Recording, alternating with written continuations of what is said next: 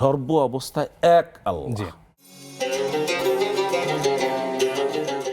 70,000 কালিমা জি পরে পাঠ করে জীবিত মৃতের জন্য বকশে দেওয়া বা এই বিষয়টা কিভাবে দেখে ইসলাম?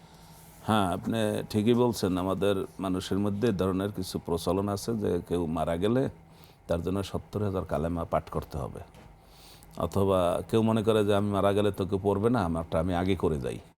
জি এই ধারণাগুলো সমস্ত মানুষের থেকে আসছে, যে সমস্ত মানুষ ইমান কি জিনিস এটা ভালো শিখে নাই, ইমানের পর আমল কি জিনিস এটা ভালো করে শিখে নাই, অর্থাৎ কি কাজ আমাকে জান্নাতে নিবে এটা ভালো করে শিখে নাই, কিন্তু তার একটা চিন্তা আছে যে আমাকে জান্নাতে যেতে হবে।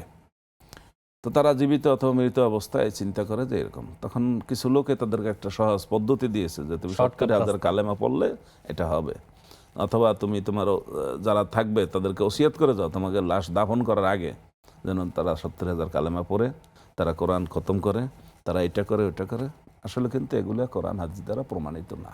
আচ্ছা, আপনার আমল আপনাকে করে আসতে হবে। আপনি জান্নাতে যেতে চান, আপনাকে জান্নাতের কাজ করতে হবে। জান্নাতের কাজ কি কোরআন হাদিস ভালো করে দেখিয়ে দিয়েছে, রাসূলুল্লাহ সাল্লাল্লাহু আলাইহি ওয়াসাল্লাম সেই কাজটা বাস্তবায়ন করে দেখিয়েছেন যে এই কাজ করলে তুমি জান্নাতে যাবে। আবার ঠিক তার বিপরীতে বলছেন এই কাজ করলে তুমি দোজখে যাবে, জাহান্নামে যাবে। সুতরাং জান্নাতের কাজের জন্য আপনাকে নিজেরকেই দুনিয়াতে এই ভালো কাজগুলো করতে হবে। 70,000 কালেমা কোনো গ্যারান্টি না, এবং এগুলো কোরআন হাদিস দ্বারা প্রমাণিত না।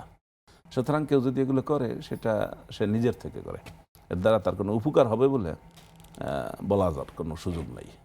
কারণ লা ইলাহা ইল্লাল্লাহ মুহাম্মাদুর রাসূলুল্লাহ এটা তো তসবিহ পড়ার জন্য না, না এটা হলো ঘোষণা। জি আমি আল্লাহ ছাড়া কাউকে স্রষ্টা, আল্লাহ ছাড়া কাউকে আমার রিজিকদাতা, আল্লাহ ছাড়া আমি কাউকে আমার মালিক মনে করি না।